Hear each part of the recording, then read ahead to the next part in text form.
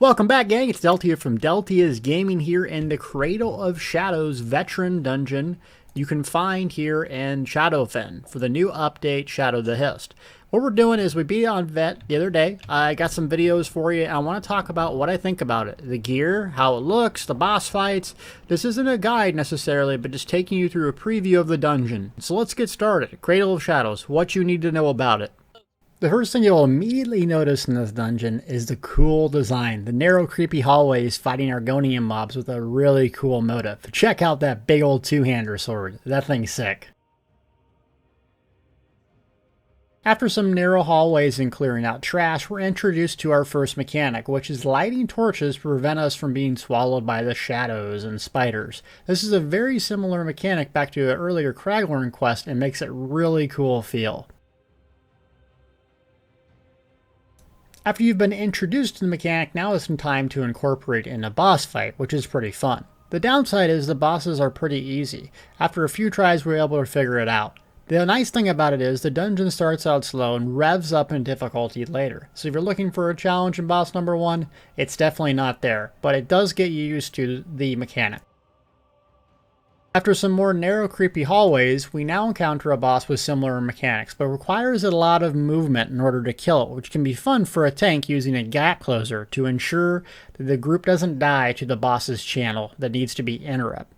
However, you don't really get to experience the full content because it's so easy. The boss doesn't have a whole lot of health, so with a fully optimized group, we're able to down this thing in just a few short seconds. Once you start clearing the bosses, you'll notice that the loot is differently than previously. It comes in jewelry, so you can combine some of these new sets with previous ones to make powerful combos. For instance, my Lord Warden needs an update, now that you can heal allies and give them major evasion. I know everyone's going to hate that build, but it sounds effective. After you start clearing some other boss fights, guess what? The scenery changes, yet more creepy spiders. On ultra settings on a 4K monitor, the visuals are truly spectacular, and even the music changes really sets the tone for the dungeon. Next up, you'll have a truly spectacular boss fight with some interesting mechanics that stuns the tank and makes it basically so you have to isolate yourself in a big, huge room requiring self-healing. Also, did I mention, this boss hits really hard, but with active movement speed and skill, you can avoid some of this majority of the damage. Really cool boss fight. Now you'll encounter some more trash packs all the way up to the boss. They're really nothing of note here, just kind of more inflated content to kind of take your time up. Not very dynamic, which I don't really like. However, as you arrive to the boss, the scenery turns purple and you're welcome to a new hardcore boss fight. This boss is what dungeon design should be. Beautiful, fast, unforgiving, and dynamic. The thing I like most about this fight is that you cannot skip the core mechanic, which I assume they learned from the Lord Warden ICP or Imperial City prison fight.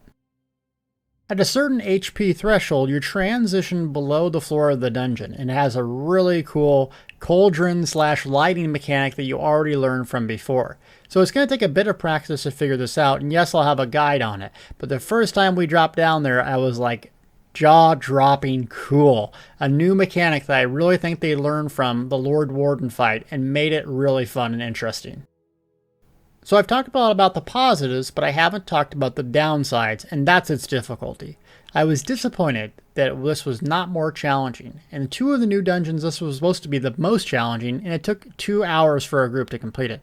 That being said, we have a very good team, we're experienced, well-geared. However, I wish it would return to the level of difficulty White Gold Tower and Imperial Prison for the first time, when even completing the dungeon felt like an accomplishment.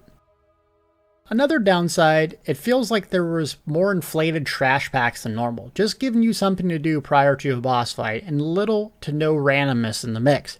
I don't want them to make a new AI that made a random puzzle or something more complex, but something that changes the encounter because I'm going to be in here quite a lot. Overall, I'll be spending a lot of time in here farming the new Undaunted helm that should be absolutely beast in PvP, which is yet another problem. Having best-in-slot PvP gear from PvE dungeons still haunts this game. I don't expect a complete separation from PvE and PvP, but not the absolute best gear. Either way, more 4-player content alongside the updating of Dragonstar Arena is welcome in my book. As you know, I'm not a fan of trials, so this is awesome for someone like me. Great job, Zos. Just a little harder, a little more dynamic, and this would have been my favorite dungeon of all time. That was a creepy Cradle of Shadows, and yes, you can dye your Emperor Regalas or any costume in this update in case you were wondering. Hope you enjoyed this video. I'll give you a taste of the other dungeon runes of Malzahn, or whatever the heck it's called, later, but I wanted to get the really cool dungeon out of the way, and so you can get excited about this next update. Really cool stuff coming. Thank you so much for watching. Please subscribe, share, and let everyone know that you need to watch this stuff. Thanks again.